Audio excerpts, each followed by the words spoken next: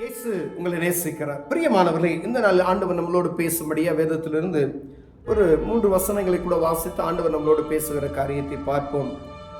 அது மத்தேயுவின் புஸ்தகம் 14வது அதிகாரம் 28, 29, 30, 31 வசனங்கள் இப்படி சொல்லுகிறது. பேதுரு அவரை நோக்கி, ஆண்டவரே, நீரேயானால் நான் ஜலத்தின் மேல் நடந்து உம்மிடத்தில் வர கட்டளையிடும் என்றான். அதற்கு அவர், வா என்றார். அப்பொழுது பேதுரு படவை விட்டு இறங்கி இயேசுவின் இடத்தில் போக ஜலத்தின் மேல் நடந்தான். காற்று பலமாய் இருக்கிறதை கண்டு பயந்து அமிழ்ந்து போகையில், ஆண்டவரே, என்னை இரட்சியும் என்று கூப்பிட்டான். உடனே இயேசு கையை நீட்டி அவனை பிடித்து, அற்ப விசுவாசியே, ஏன் சந்தேகப்பட்டாய் என்றார். அவர்கள் படவில் ஏறின உடனே காற்று அமர்ந்தது. அப்பொழுது படவில் உள்ளவர்கள் வந்து, மெய்யாகவே இவர் தேவனுடைய குமாரன் என்று சொல்லி அவரை பணிந்து கொண்டார்கள்.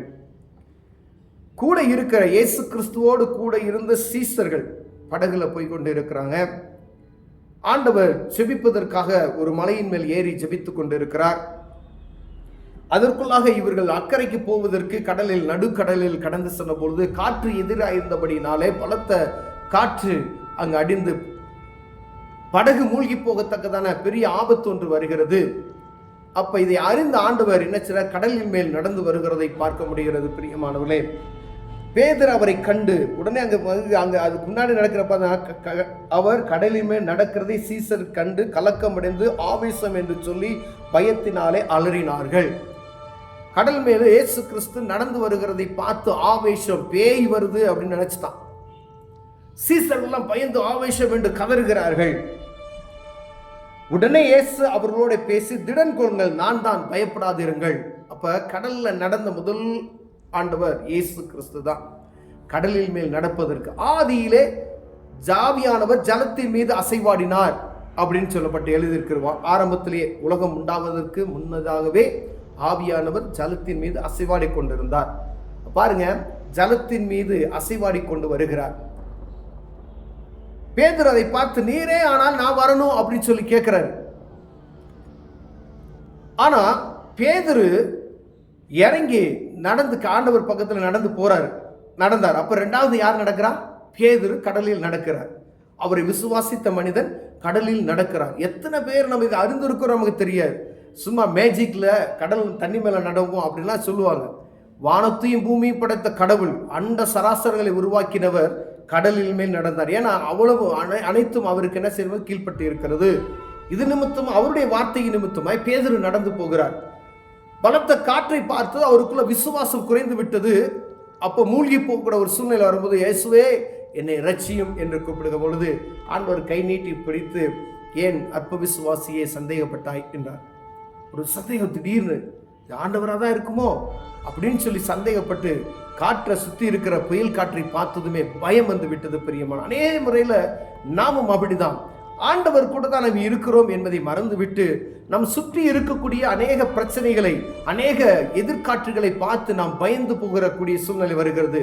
உங்களோடு இருப்பவர் இயேசு என்பதை அறிந்து அதை செயல்படும் பொழுது ஆண்டவர் என்ன செய்வார்? அற்புதங்களை செய்ய வல்லமையுள்ளவராய் இருக்கிறார். பிரியமானவர்களே, நான் ஜெபிக்கிறேன், வேதம் வாசிக்கிறேன், ஆண்டவருடைய பிள்ளை என்று சொல்லிவிட்டு நமக்கு சுற்றி இருக்கக்கூடிய பிரச்சனைகளை பார்த்து பயந்து கலங்கி இருப்போமையானால், விசுவாசத்தில் குன்றி போய் இருப்போமையானால், ஆண்டவர் உங்களுக்காகத்தான் பேசுகிறார். பிரியமானவர்களே, விசுவாசத்தோடு நீங்கள் நடந்து கொள்ளுங்கள், விசுவாசியா இருங்கள், விசுவாசத்துல தளர்ந்து போகாதீங்க, விசுவாசத்துல சந்தேகப்படாதீங்க என்று சொல்லி ஆண்டவர் சொல்லுகிறார். பிரியமானவரே, விசுவாசத்துல உறுதியா இருக்கணும்.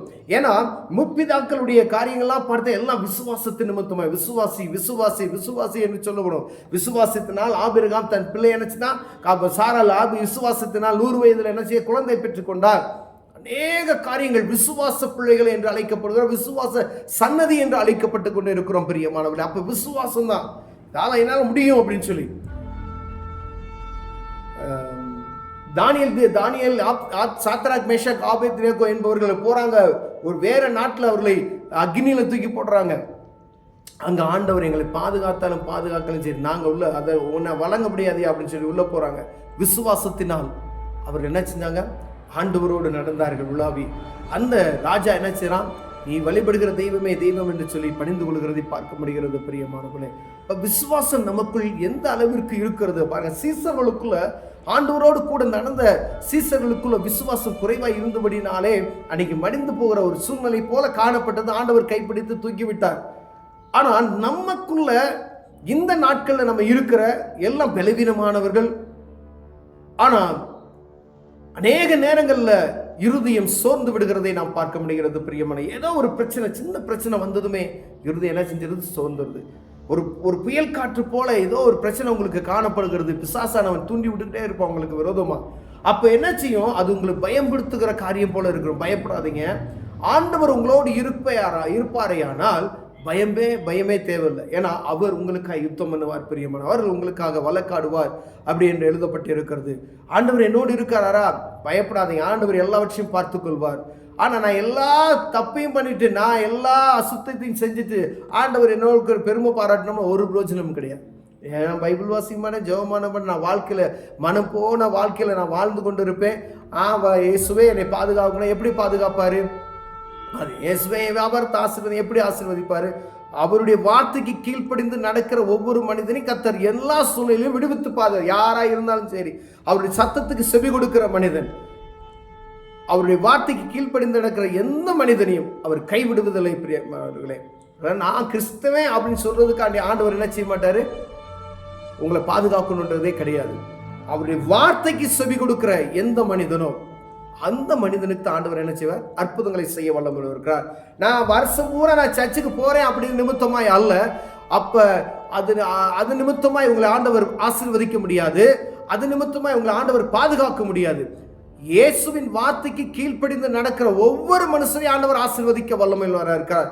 அவருடைய கற்பனைகளுக்கு கடைபிடித்து நடக்கிற ஒவ்வொரு மனுஷனையும் ஆண்டவர் ஆசீர்வதிக்க வல்லமையுள்ளவராக இருக்கிறார்.